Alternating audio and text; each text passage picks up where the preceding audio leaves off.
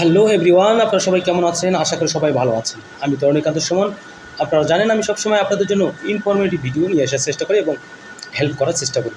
তো আমি আজকে একটা বিষয় নিয়ে কথা বলবো। বিষয়টা হচ্ছে অনেকের আইডি বা ফুটবলে একটা ইস্যু লেগে আছে, ফুটবলে আর সাম ইস্যু। এই ইস্যুটা আসলে কেন এসেছে? তো অনেকেই কিন্তু এই ইস্যুটা রিসলভ করার চেষ্টা করছেন, কিন্তু কখনোই পারছেন না। তো এই ইস্যুটা আসার কারণ একটাই হতে পারে। তো অনেকেই বলছেন এটা টেকনিক্যাল সমস্যার কারণ হতে পারে। তো আমি বলবো, বা অনেকে বলছেন যে এটা সাধারণত কমেন্টস স্প্যাম ইস্যুর কারণে এসেছে। তো অনেকে যারা উল্টাপাল্টা কমেন্টস করেন, না থেকে কমেন্টস করেন এবং অনেকেই গালিমন্দ করেন, তো এই ধরনের কাজ করলেই কিন্তু এই ইস্যুটা লেগে যায়।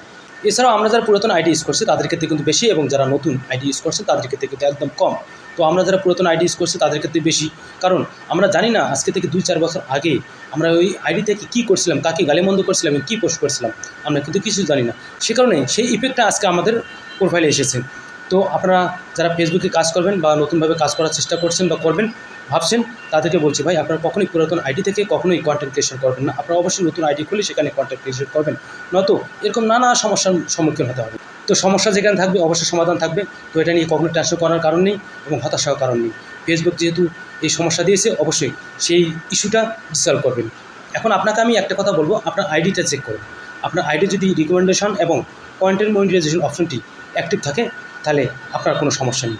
আপনি কন্টিনিউ কাজ চালিয়ে যান, ফেসবুক নিজেই আপনার এই ইস্যুটা রিসলভ করবেন। তো আমার এই ভিডিওটা যদি আপনাদের ভালো লাগে, অবশ্যই কমেন্টস জানাবেন। Bye bye.